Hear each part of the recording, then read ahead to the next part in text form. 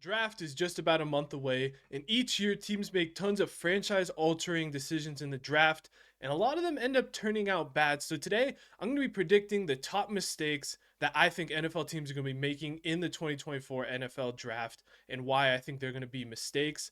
Let's go ahead and get right into my first one, which has been the hot topic this whole offseason, especially as of late, and that's taking Jaden Daniels over Drake May. I think that is going to be a franchise altering mistake by the Commanders if they do it. I think Drake May is just clear and above Jade. Like I don't think it's like crazy, but like I think Drake May is clear and obviously the number 2 quarterback in this class. I think when you take a look into, I kind of talked about it in my mock draft, but when you take a look into the fact that the age, the offense they were playing in, and like, cause like Jaden's whole argument is look at the production he had at LSU. I guarantee you put Drake May in that LSU offense, and Drake May is putting up insane numbers. I think the supporting cast at LSU was crazy. You have 2 first round wide receivers on that offense. And don't get me wrong, I like Jane Daniels. I think he's a good player, but when we're comparing him to Drake May, I just think there's a separation of tiers where I think Drake May is just a tier above Jane Daniels. And if the Commanders at the second overall pick decide to take Jaden Daniels over Drake May, I think it's going to be a very big mistake that could cost their franchise a lot because I think Drake May has everything you could want in a quarterback. He's got the improvisation, he can scramble. He can run. He's got a crazy talented arm. I mean, this dude can throw across the middle. He can do all of that stuff. The only things about Drake May, you see inconsistency and accuracy sometimes. But I think we see that with Jaden Daniels too. And I just think that also with Jaden Daniels' size, yes, he didn't get hurt in the SEC at his size, which is a shock. But when he gets into the NFL, if he keeps running like he does, I mean, he's going to be. We've seen guys like Lamar Jackson and Jalen Hurts who are way better at taking care of like not taking hits. Jalen Hurts is way bigger. Like those kind of dudes still get injured a lot in the NFL, and so I think a dude like Jane Daniels, you taking the fact that he's older, he had a better offense, and he has more injury risk going into the NFL. I just don't see where we got to the point where Jane Daniels is above Drake May. I just don't see where we get to that point. I think if they make that decision, it's going to be a big mistake. And that kind of leads right into my second mistake is I think the Patriots taking a quarterback at the third overall pick, unless it's Drake May. I think basically if the Patriots take Jane Daniels, J.J. McCarthy, Bo Nix, Michael Penix, whoever they decide, if they take a quarterback at 3 not named Drake May or Caleb Drake May or Caleb Williams, then I think it's going to be a mistake. I'm not going to talk too much because I kind of went over this already in a couple other videos and stuff. Why just you put Jaden Daniels, JJ McCarthy in this Patriots offense, and there's like almost no scenario where they succeed. You have so many things you need to add to this offense and build up before a quarterback can succeed. We kind of saw the thing with Justin Fields. Like, no matter how talented Justin Fields is, if you don't put him in a good situation, it's just not going to work out. And I think the Patriots should either, I mean, if they want to stick and take Joel or Marv, I don't think it's the worst decision. I think trading out would be the best. Let a team like the Vikings or like even like the Broncos or a team like that that already has some pieces built on that offense, let them trade up, take the quarterback, and it's kind of like a win-win for both. Like if the Vikings do it, okay, cool. They got Addison, they got Jefferson, they got Hawkinson, they got the weapons that a rookie quarterback can succeed with. Whereas the Patriots don't have that. So I just think forcing a quarterback at 3, unless it's I think Drake May and Caleb Williams are like really good quarterbacks, I think you can kind of do that. But like I just don't see Jaden Daniels and JJ McCarthy in that same situation. So if they take him, I think that's gonna be a big mistake by the Patriots. I think they should trade back, get more assets, and try and build up the rest of the offense, and then take your shot at quarterback next year in either like free agency or the offseason. I mean, who knows? Maybe Dak Prescott doesn't re-sign with the Cowboys. I mean, he has like a no franchise tag clause in his contract. So if he doesn't get his big money, Dak could be a free agent. Go shoot your shot with Dak or draft next year. You know, like I think that's a better option. Moving on, we're gonna step away from the quarterbacks. I'll be back for quarterbacks. You already know a quarterback. I gotta have a mistake in here. Step away for quarterbacks. I think when we're looking at the edge rusher market, I think Dallas Turner being edge 1 is going to be a mistake. I like Dallas Turner. I see the upside, but I just think objectively Jared Verse and Laiatu Latu I think are better prospects than Dallas Turner. And I think if a team like Atlanta takes Dallas Turner over Jared Verse and Laiatu Latu in the top 10, I think it's going to be a mistake. I think Jared Verse is like clear. He's my edge 1. I think Jared Verse has everything you can need. He's got the power profile. He's got the size. He's got the nuance of being a pass rusher. I think Jared Verse is just clear and obvious edge one. I think it's a better discussion between Dallas Turner and Leonte Latu. You're talking like Dallas Turner's your more freaky athlete, kind of developmental kind of guy, and then Leonte Latu's your, there's not that high athletic upside, but he has like all the pass rush moves, a very smart player. So I think you could have more of a conversation there, but like especially taking Dallas Turner over Jared Verse could be one of those ones where we look back in 5 years and like, damn, you really passed on Jared Verse for Dallas Turner. I think it could look like Hutchinson and Trayvon Walker. It's obviously not looking like number one, number two overall pick. But like I think it could look at like that where like how did the Jaguars not take Aiden Hutchinson? It looked like it should have been clear. I think it's actually a very similar situation where like Jared Verse is just the more tuned player. I think he's the more ready player, and Dallas turns that high athletic upside. And look what happened last time. Like Trayvon Walker over Hutchinson didn't work out for the Jags. So I think just not taking Verse over Turner is going to be a mistake, and I think it's going to happen. So I'm kind of projecting that. Next up, I think the Jets passing on an offensive tackle is going to be a huge mistake if they do it because I think they got Tyron Smith. They might shoot Elijah Vera Tucker out to tackle. I don't really know what their plan is for right tackle, but I think there's a situation where the Jets could look at it and be like, "Hey, we have tackles for this year. Let's go take a receiver. Let's go take a tight end." I could see them doing that, but I just think Tyron Smith is kind of like a 1 year thing. I think this is a really good spot for tackle. You're gonna probably have like Talisi Fuanga, Olu Fashanu, Troy Fatanu. You're gonna have one of those dudes available. I think those are all really good tackle prospects.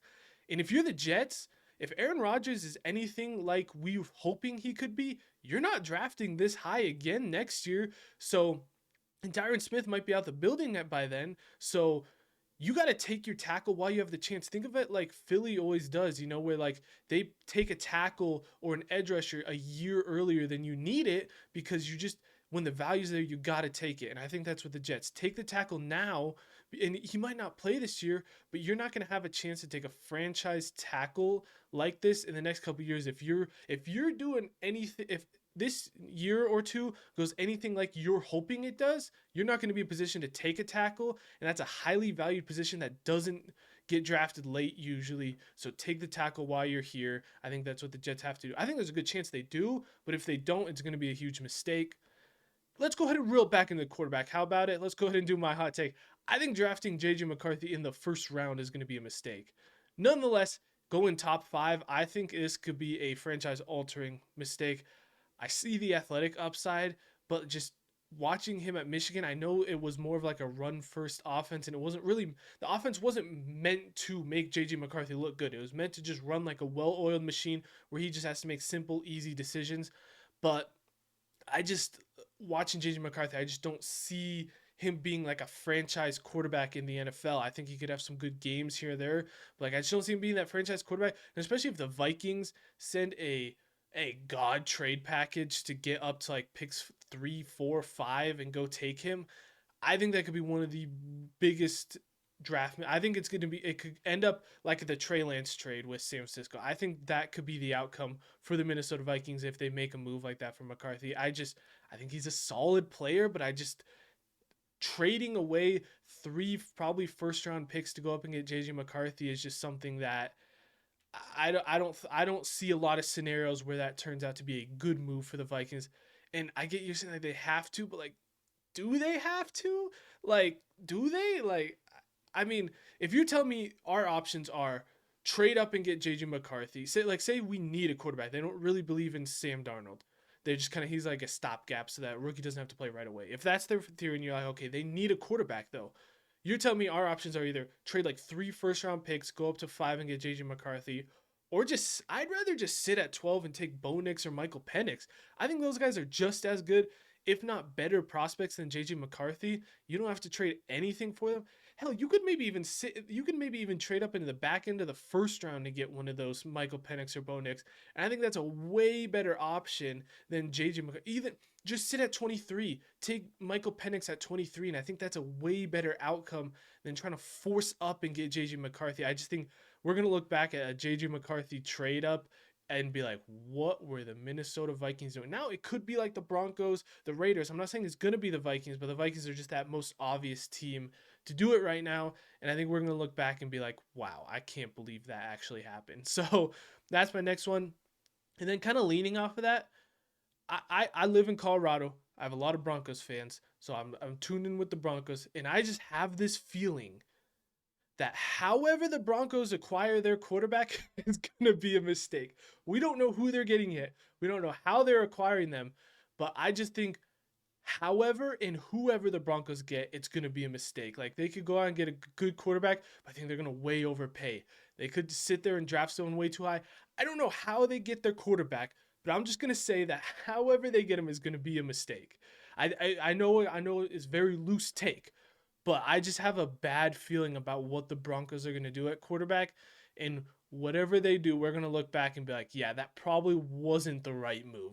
The Broncos have had that kind of, the last like 10 years or whatever, the Broncos have kind of had that where just ever since they won that Super Bowl, nothing's gone right at quarterback. And I just think this is going to be another one to throw into that situation. Like the Russ trade. Like everyone thought it was good at first, but then we're like, wow, they really made that Russ trade. Even if it looks good at first, I don't see this Broncos quarterback situation working out. I'm sorry to all my Broncos fans, but we're gonna look back and whatever they do, I just don't think will be the right move. So that's my next take.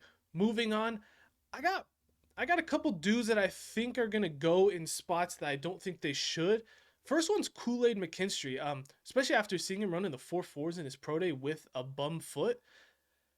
I think Kool-Aid's gonna passing on Kool-Aid in the I said in the teens in the early 20s I think is where I think Kool-Aid should go. But like there's a lot of mock drafts and people got Kool-Aid going in like the early second. Man, if Kool-Aid falls out of like the early teens, I think it's gonna be a mistake on passing on Kool-Aid because this dude is like his whole thing is like, oh, he's this great corner, but he's just not athletic. But then you go back and watch his tape, and he's so fluid, flipping his hips, being able to run with receivers. Runs a 4.4 at his pro day, and it's like I was kind of on that board. I'm like, yeah, cool, he's not that athletic. But then like when you really look deeper, you're like, is he though? Like, is he not that athletic? Like, I know he's not like Quinion Mitchell, Nate Wiggins athletic, but like I think Kool-Aid is plenty athletic to be a starting lockdown corner in the league.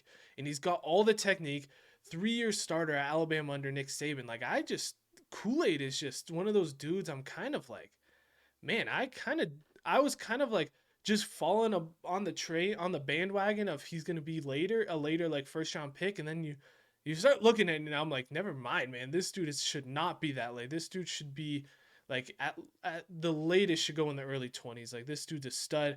Kind of pigging back off that. I think another guy that I think teams are gonna look back and be like, how did we pass on this guy? Is Johnny Newton, Jerzon Newton from Illinois.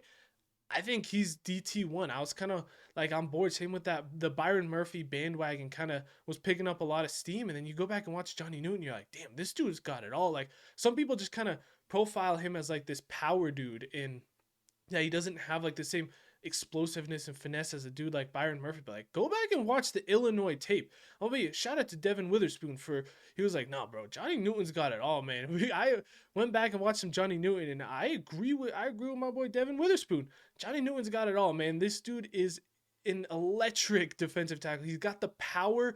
You'll see him push a dude 4 yards in the backfield on a play. Then the next play you'll see him swim a dude, change direction and chase down a running back. Like he has everything you want in a D tackle. And I think he's a dude that's going to go like later than people expect. And he's going to put on like a fringe defensive rookie of the year campaign where I'm like, damn, how did we all pass on Johnny Newton? I'm just putting it out in front. I think it's going to be a mistake wherever whoever passes on Johnny Newton in the situation. Because I think he should go a lot earlier than people say. He could be a pick in the teens that I think would be a good pick. Then we'll move on to my last one, and it's kind of like the Broncos one, but just wherever Xavier Worthy gets drafted is going to be too high. I think he's a good player. I think if he was slotted somewhere in like the mid to late second, I think that could be good value. But he's going to go in the first round, and just wherever he gets drafted, I feel like it's going to be too high. And I know I'm not like one of those people. Some people are like, oh, if you run in the 4.2s, you're going to be bad. Like I don't agree with that. That's just like there has been a bad history with people who run with receivers running in the 4.2s and being good, but I don't think that's like a thing that you legit say like you're too fast. I don't think that's true, but like just look at Xavier Worthy. He's a really good receiver, but I think we're just counting his speed too much, and I think you gotta learn, like, as much as you want to say like John Ross was more of like an outlier, you gotta learn from mistakes in the past in the draft. And I don't think Xavier Worthy's not gonna go where like John Ross did, where he went in the top 10. But like I think we can learn from that and say like we knew John Ross was fast, so he's like a fringe first rounder. Then he shows up fast at the combine. Now all of a sudden he's a top 10 pick. It's like no. His fringe first rounder was based on the fact that he was fast. Xavier Worthy was like a top 50 kind of dude because he was super fast. So the fact that he's fast at the combine shouldn't make him a first round dude. It should just keep him where he was, maybe bumping up a slight bit because he's a little faster than we thought. But like his initial evaluation already included the fact that he was super fast. So why are we bumping him up when he found out he's super fast at the combine? That's one of those things where it's like Trevor Sigma said on the PFF podcast. You're counting speed twice in your evaluation, and you're overinflating a dude's value. And I think that's what's going to happen with Xavier Worthy. Get me wrong, he could have a good career, but I just think that we need to be careful when we're looking at these super fast dudes. And if we already knew they were super fast, you don't move them up because they are super fast. We knew that already. That was part of our evaluation. So I think Xavier Worthy is another dude that could be a big mistake. No.